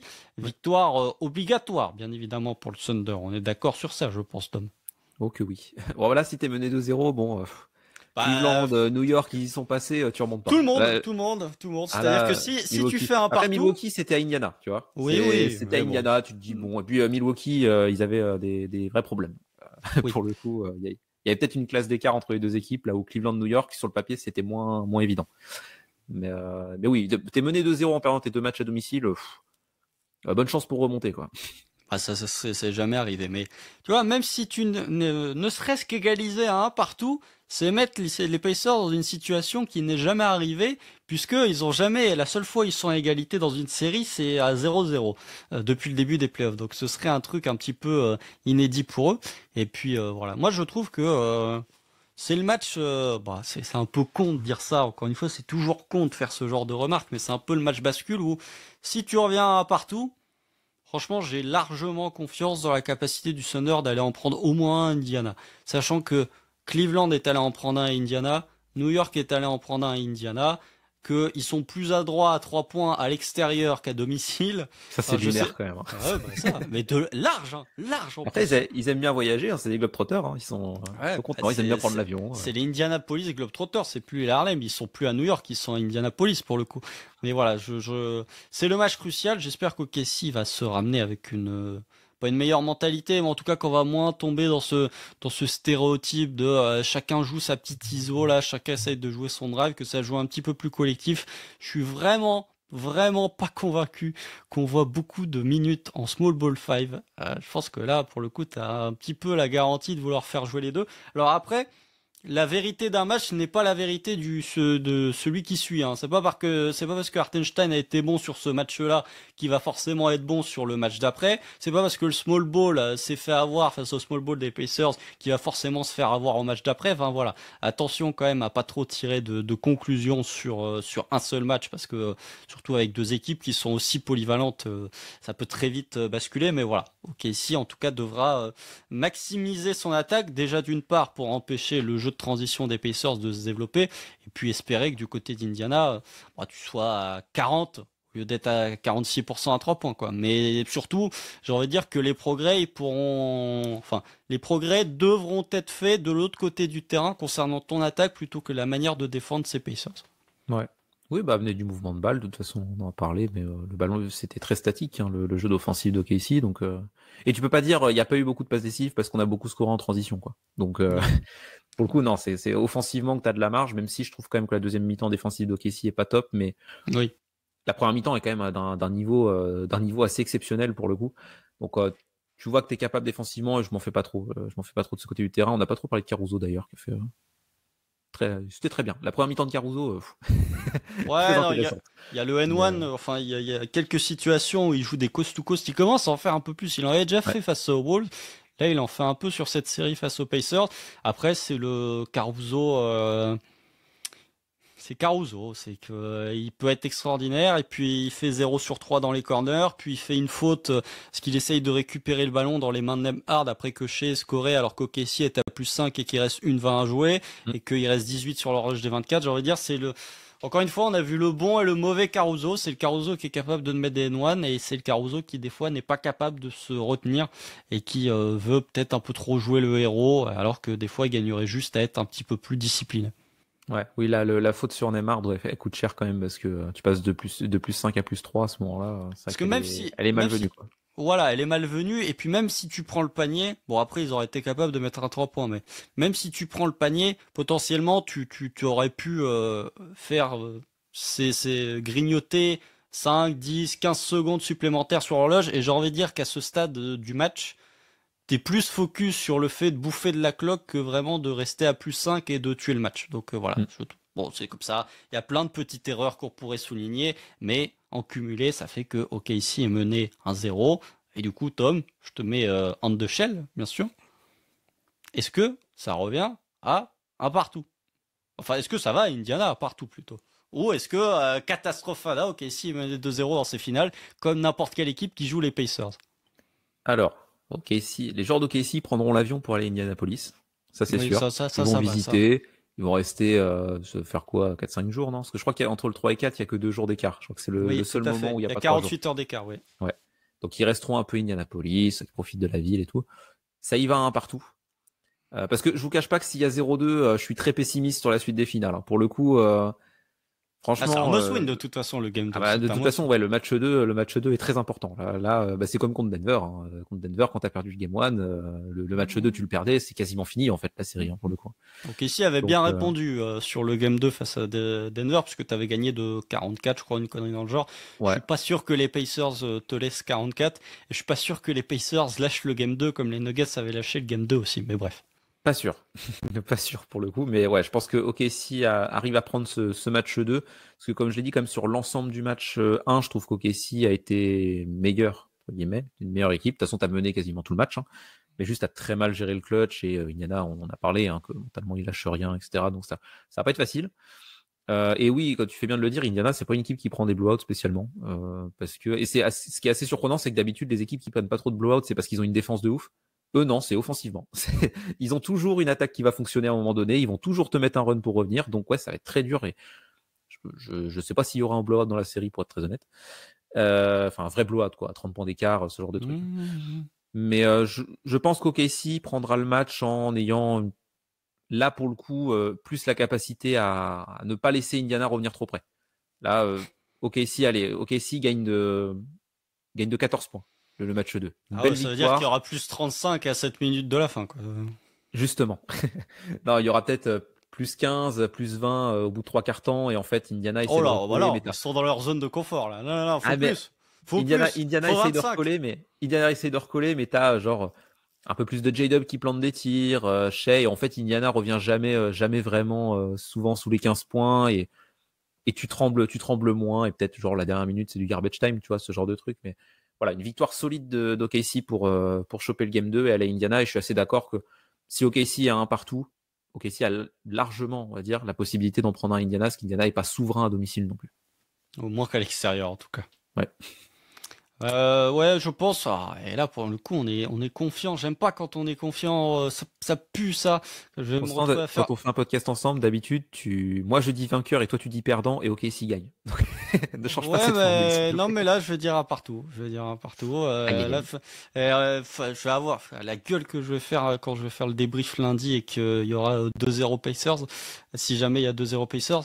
Pourquoi je dis 2-0 Pacers? Parce que je trouve que même si l'attaque d'OKC a souffert, ce qui est le cas, hein, on va pas se mentir, je trouve que malgré tout, OKC bénéficie quand même d'un peu plus de marge après ce Game 1 que les Pacers. Les Pacers perdront moins de ballons, mais comme en fait ils prennent pas de points sur leur perte de balles, ça revient à rien en fait. C'est juste ils tentent pas de tir quoi. Ok, mais tu peux pas dire que c'est vraiment l'attaque qui a été. Enfin, tu peux pas dire que c'est leur attaque qui leur empêche de remporter le match. Donc ouais, ils seront pas sanctionnés. Enfin. Les turnovers, pour moi, c'est un facteur qui était à souligner, mais qui finalement a eu assez peu d'impact sur l'intégralité du match. Je trouve que OKC sera potentiellement capable de sanctionner un peu plus sur transition, même si c'est une excellente défense de transition. Je pense que Jalen Williams et Chet Holmgren feront un meilleur match. De toute façon, ça va être difficile pour eux de faire un plus mauvais match que ce qu'ils ont fait au Game 1. Je pense que chez Gilgeous Alexander peut potentiellement continuer de scorer. Et peut-être que Indiana sera un tout petit peu moins chaud.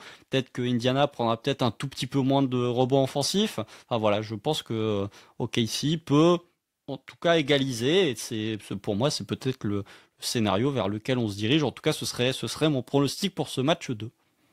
Quel écart? Je sais pas, 12. Genre, il y a plus 25 au début à la fin du troisième quart-temps. Il y Ce a qui est quand de toute même le façon. run d'Indiana, quoi. Mais quand, et Même quand là. j'avais, mais de toute façon, quand on a fait la preview, j'ai dit, contrairement aux Wolves, même s'il y a plus 18 au KC, je suis pas serein. Parce que leur attaque est capable de faire la remontée. C'est exactement ce qui s'est passé sur ce Game 1. Donc, voilà. Encore une fois, ça m'embête que je sois clairvoyant sur les séries qui s'annoncent compliquées pour OKC. J'avais été plutôt clairvoyant sur la série face à Denver. Là, j'ai l'air d'avoir été un peu plus clairvoyant que la moyenne sur ce début de série face aux Pacers. Ça m'embête parce que ça va jamais dans le sens du Thunder. Même si j'avais été plutôt clairvoyant sur la série face aux Wolves, pour une fois que j'ai été clairvoyant, je vais pas m'en priver. On verra si j'ai été et si on a été avec Tom toujours aussi clairvoyant sur le Game 2. Ce sera donc dans la nuit de dimanche à lundi à 2h du matin. On se retrouve lundi ou mardi. Je sais pas trop quand pour débriefer ce match 2. C'est peut-être pas plus mal finalement de se laisser 24 heures supplémentaires de battement entre chaque match. Ça laisse le temps de se reposer. Puis le lendemain du match, il y a toute la salve de chaînes qui viennent faire leur débrief. Tu te perds un petit peu dans la masse. Enfin bref. Si cette vidéo vous a plu, n'hésitez pas à vous abonner, n'hésitez pas à mettre des pouces. Vous pouvez mettre dans les commentaires un petit peu votre ressenti sur ce match, que vous soyez fan des Pacers, que vous trouvez qu'on a été un petit peu de mauvaise foi sur la réussite à 3 points, c'est possible. Hein, mais bon, voilà, il y a le 3 points avec la planche de Miles Turner reste quand même assez extraordinaire, ça je n'en démords pas. Si vous êtes fan d'OKC, n'hésitez pas à dire ce que vous avez pensé de ce match et peut-être les ajustements que vous verriez sur ce match 2. D'ici lundi, portez-vous bien. Et puis on espère se retrouver pour un débrief du Game 2 à un partout. Salut! Salut!